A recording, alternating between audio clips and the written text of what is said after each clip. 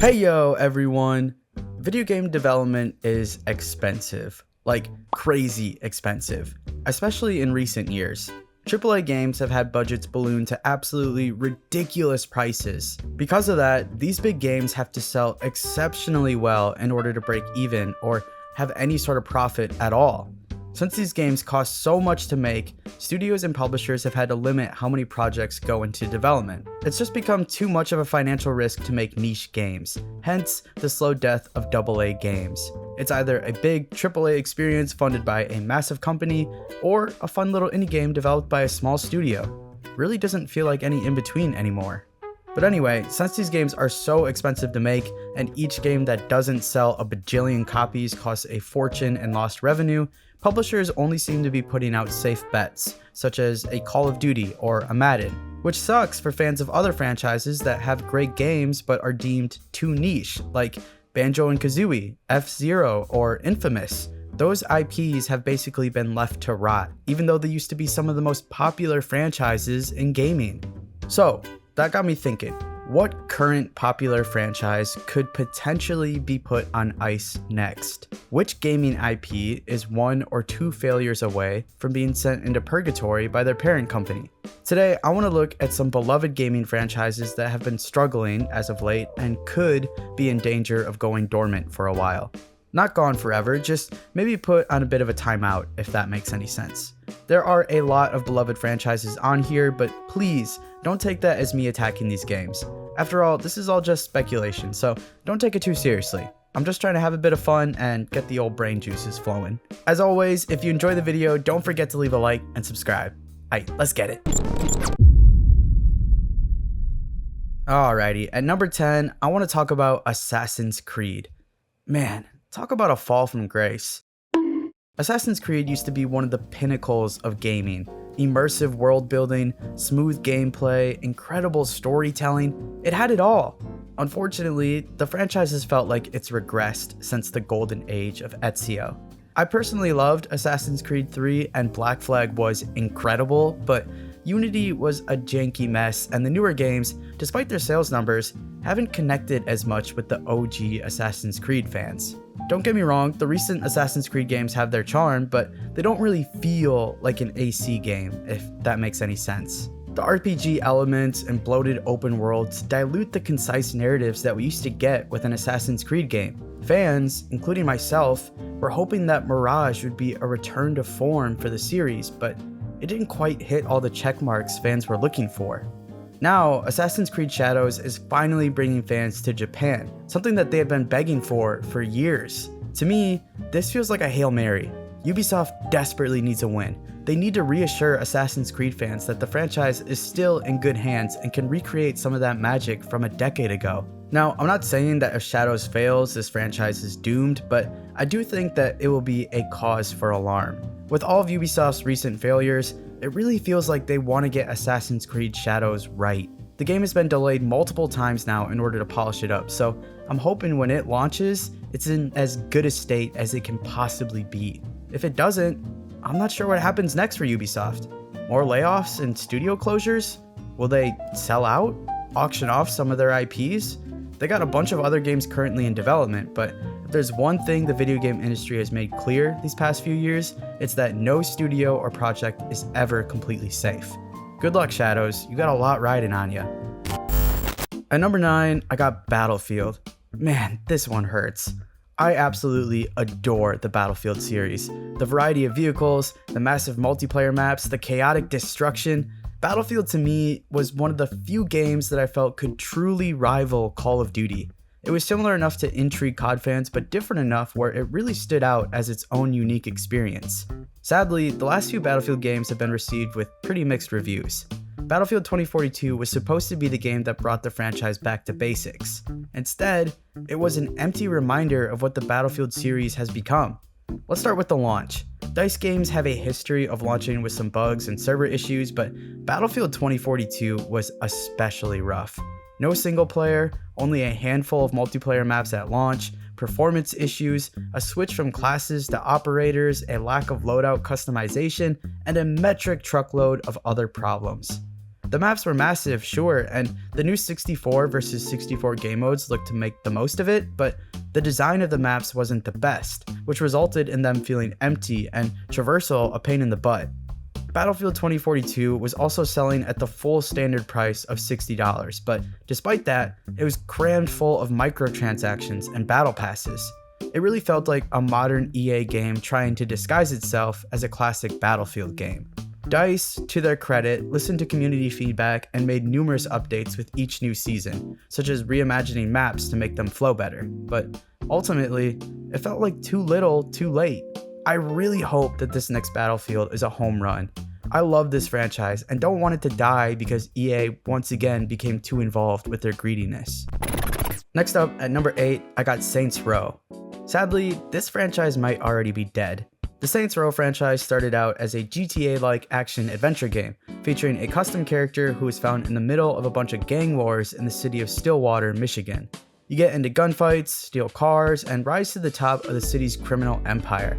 By the time the third one came around, the franchise's tone had shifted a bit. It was still a sandbox adventure with an emphasis on gang wars, but now the story really leans into the wackiness.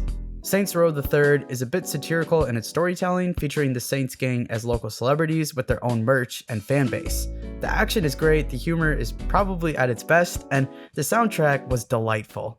Volition, the developer of the series, must have really enjoyed what they did with Saints Row the Third, because the fourth entry was even crazier. Your character is now all of a sudden the president of the United States and has to fight off aliens that are trying to take over the world. Oh, and did I mention you also have superpowers? Yeah, this game is wildly different than the OG Saints Row, but I think it's all the better because of it. The most recent entry, Saints Row 2022, was supposed to be a reboot of the series that would usher in the next generation of Saints Row fans. Alas, the game failed to connect with longtime Saints Row fans and newcomers alike. The launch was plagued with bugs, the story was below average, the characters were annoying, and the humor just didn't really stick the landing. Now normally, one bad game isn't enough to kill a franchise, but unfortunately for Saints Row, the game flopped pretty badly and the developer, Volition, was bought out by Embracer Group. Well, if you didn't know, Embracer Group is probably the worst publishing company in all of video games, and after Saints Row 2022 failed to meet expectations, Volition was shut down. God, this shit is sad, isn't it? Volition has had some great games, not just Saints Row. I don't know what's next for Saints Row or any of these other Volition IPs, but I hope they're not gone for good. Maybe we'll get lucky and get some Saints Row remasters and Embracer Group will realize how stupid they were to nuke Volition. Now number 7, let's talk about Far Cry. The Far Cry games always seem to be high-selling titles, but none of them have really reached the same level of success as Far Cry 3. If you ask me, this is where the franchise peaked. Awesome gameplay, incredible graphics that have aged pretty well, great weapon variety, a fantastic story, and one of the most memorable video game villains of all time.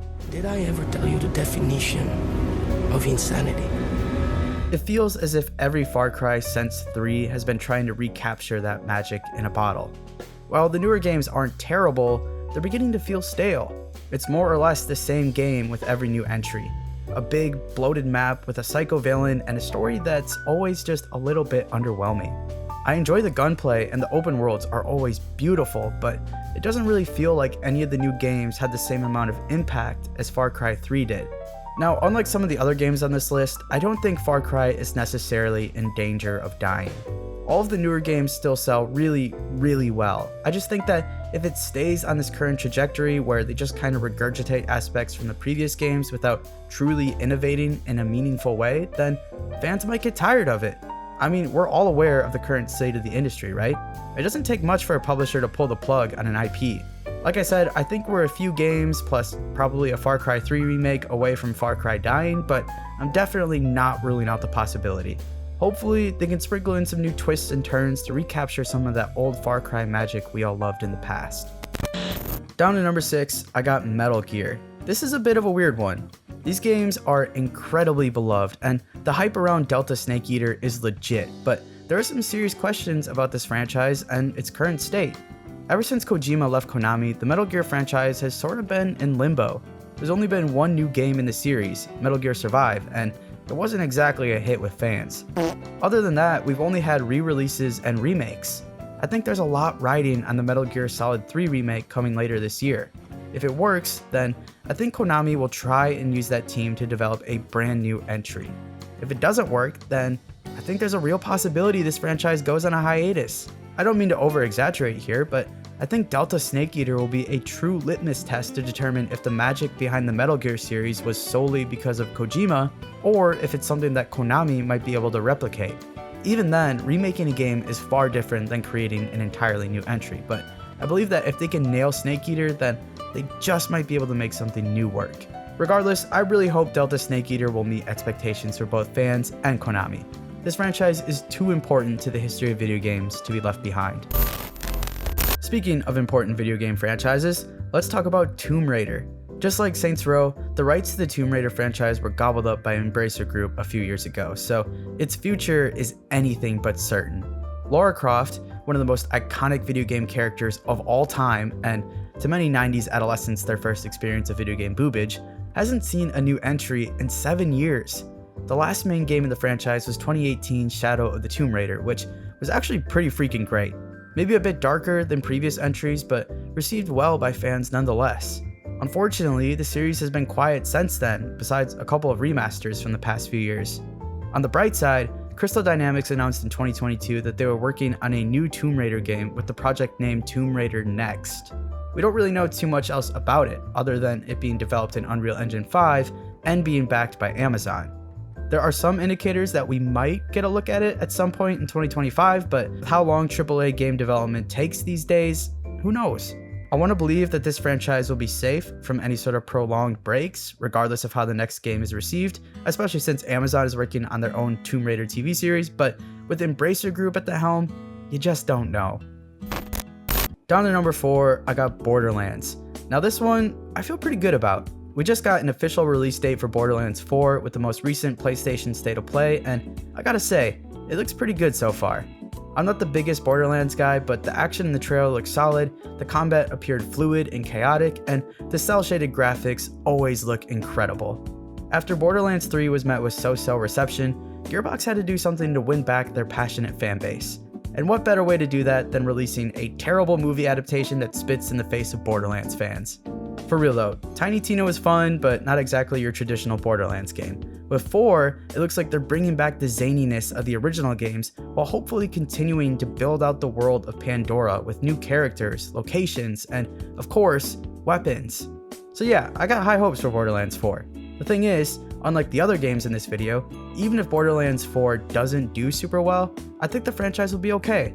It used to belong to Embracer Group, who we've already talked about ad nauseum at this point, but they sold it off to Take-Two Interactive, the parent company of Rockstar, so these guys definitely have the money to absorb a so-so entry in the franchise. I think Borderlands is too valuable of an IP to put to rest, and Take-Two did end up paying a pretty penny for Gearbox Entertainment, so I doubt they're going to cut them off after one project, especially since this one started before they were acquired. With that being said, the video game industry in 2025 is incredibly cutthroat, so I'm not ruling out the possibility of Borderlands going dormant and Gearbox being absorbed by Rockstar or being shifted to a different project entirely. I guess we'll find out soon enough. At number 3, I want to talk about Prince of Persia. I've never really played any of these games until The Lost Crown last year, and I gotta say, that game was great. If this is what the franchise is all about, sign me up. Okay, so obviously, we all know that Ubisoft is allergic to supporting good single-player games, but that doesn't mean the Sands of Time remake will be a disaster. I hope. Originally set to release back in 2021, the game went back in the oven after receiving some backlash from the fans after the initial reveal. No, the game was not cancelled, and it even has a projected release date of 2026. The franchise had been dormant for years until The Lost Crown, but it seems as if Ubisoft is planning a comeback with the upcoming Sands of Time remake. The original is considered one of the best games of its generation, and probably the best Prince of Persia game ever. The game has an incredible story, unique gameplay mechanics, and a beautiful atmosphere that really immerses you. In case you couldn't tell by the gameplay footage, the original Prince of Persia games were some of the biggest inspirations for the Assassin's Creed franchise. Ironically enough, both of those IPs have managed to land a spot on this list, but I digress. The Prince of Persia franchise is one that still holds a ton of potential. I mean, we just saw it with The Lost Crown. As long as Ubisoft keeps realistic expectations and does a good job of marketing, I honestly think the Sands of Time remake can bring this franchise back from the dead. If not, well, Ubisoft can add it to the list of potential IPs for sale when they inevitably go under. Down to number 2, I got Halo. Man, I don't know. It's not that Microsoft needs the money, it's just that this series has been on the decline ever since Bungie left, and I'm not sure if pumping out more mediocre games is going to fix that. At this point, would Halo fans rather the franchise take a break for a while or keep letting 343 try to cook? This is an entry where the franchise going dormant would be entirely because the IP needs to reevaluate where it's going and how it can preserve its legacy. I mean, yeah, I'm sure finances play a part, but like I said, Microsoft has got some change. The last Halo game, Halo Infinite, was a pretty solid experience. I enjoyed the campaign, the open world wasn't too bad, and the multiplayer was pretty sweet. Unfortunately, it did have some of the live service gimmicks and was seriously lacking content at launch. But since then, it's received some great updates and is an all-around awesome Halo game. Sadly, the player counts do not reflect that. With murmurs of the Master Chief Collection coming to PlayStation and 343 officially announcing that they are working on the next Halo game in Unreal Engine 5, I think the next Halo will be a pretty big indicator of whether or not the series needs to take a break. The switch to Unreal should help smooth out some of the development, and if the Master Chief Collection actually releases on PlayStation, then there will hopefully be some newfound hype for the franchise. So, this next Halo game is pretty important, man. If it's a disappointment, it might honestly be time for Xbox to save face and put Master Chief on administrative leave until they can figure out what the heck they're doing with him before they completely ruin his legacy. I'm rooting for 343 here, for real. I believe that they can make a great Halo game, but it needs to happen soon. Hopefully the Master Chief PlayStation release will give the series the shot in the arm it needs to be back in the public's favor. Okay, last but not least, in this video that ended up becoming way too long, let's talk about Mass Effect. This is actually the game that inspired this list. There was a great Kotaku article that I'll link below which mentions that BioWare is really betting a lot on the success of Mass Effect. It's no secret that there have been a lot of layoffs these past few years in the video game industry, and BioWare is not exempt to that.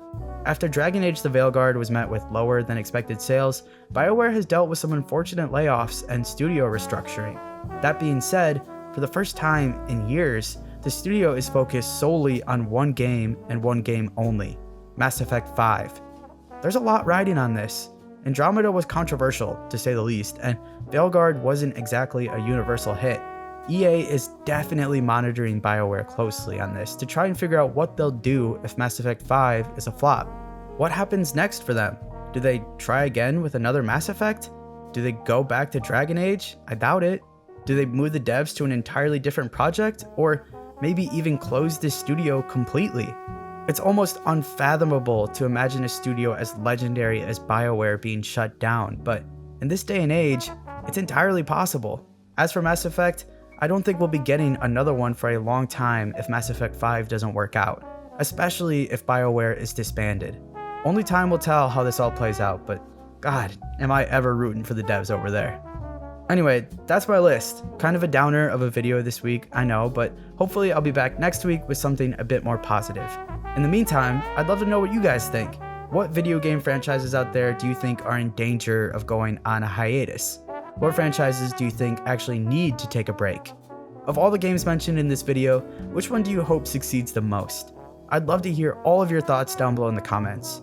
If you enjoyed the video, don't forget to leave a like and subscribe. It, of course, means a lot. I appreciate you guys as always, and I'll catch you in the next one.